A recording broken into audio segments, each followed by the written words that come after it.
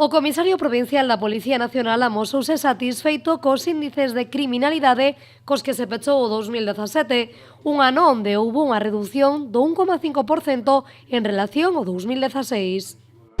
Esto tiene su importancia porque es que son 5 años seguidos reduciendo. Entonces llegará un momento en que tengamos que decir, bueno, estamos igual que el año pasado. De momento seguimos reduciendo y sobre todo los objetivos que había parciales de robos en viviendas y en establecimientos han sufrido. El de establecimientos un descenso moi importante e el de viviendas tamén, pero sobre todo de establecimientos.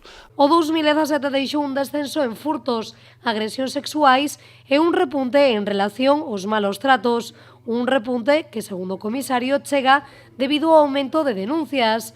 Manuel Bouzas dixo que a loita contra a violencia de xénero será un dos obxectivos clave deste 2018. Y sobre todo en el tema de la violencia de género es un objetivo tratar de ampliar el grupo UFAM, por el Grupo de Atención a la Familia.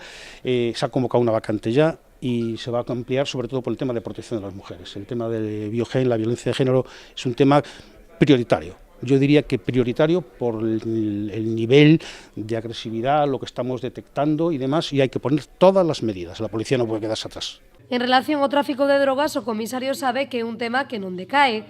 El lembrou as 3 incautacións de heroína que tiveron lugar no pasado ano.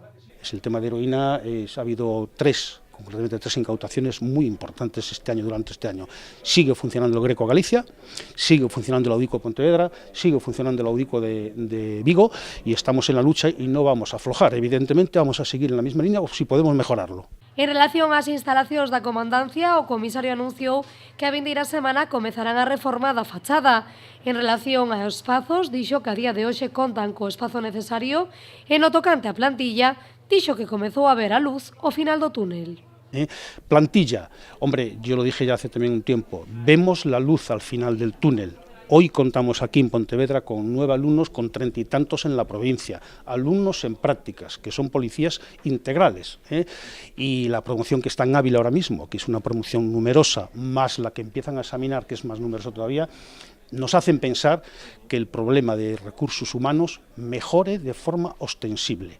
La crisis económica y el parón en la oferta de empleo público evidentemente nos hizo daño desde el punto de vista de los recursos humanos, pero repito, veo la luz al final del túnel y no es baladí la cuestión, es que es verdad que se ve. En relación á equiparación salarial que demandan dende este corpo dende a Garda Civil, o comisario dixo que é algo que seguirán demandando e agradeceu a boa sintonía do Ministerio de Interior que seamos de acordo coas demandas destes dous corpos de seguridade estatal.